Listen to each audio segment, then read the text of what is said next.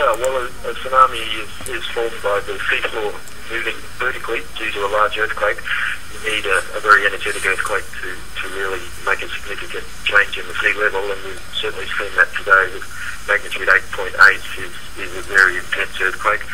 And that has pushed the sea level up above the rupture in the sea floor, and that wave then propagates outward from that rupture across the ocean in all directions.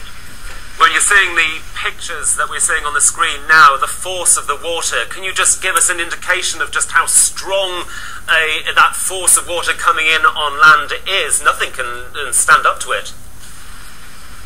No, that's exactly right. We've had observations already measured on the Japanese east coast of waves of 7.3 metres above normal sea level.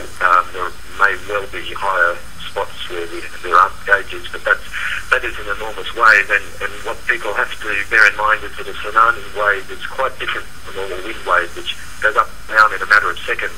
The tsunami wave has a wavelength that can be hundreds of metres, so it's an enormous volume of water. It rises 7 metres and may stay up as water pours in at that height for 10 to 15 minutes before it goes down again. So it's an enormous volume of water, and that's why the force is so great. We've seen a number of devastating earthquakes over the past few weeks. Only a couple of weeks ago, the terrible earthquake in Christchurch, now this in Tokyo. Why are we seeing so much seismic activity now? I don't know that anybody could answer that. Unfortunately, we don't know how to forecast when earthquakes are going to happen. This is all around the Ring of Fire, which has existed around the Pacific for a very long time. Its activity fluctuates with time, and I'm not a seismologist, but I don't think anybody is really capable of predicting when these peaks in activity are going to happen.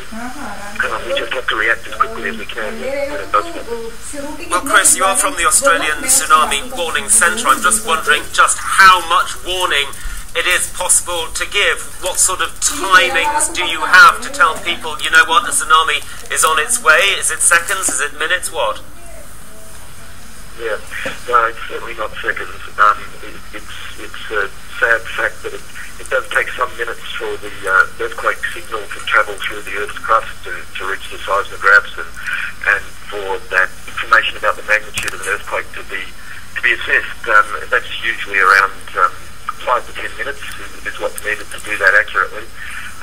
Then, of course, warning has to be formulated and distributed, so it's very, very difficult to give useful warnings to anybody who's less than 30 minutes tsunami travel time away from the earthquake.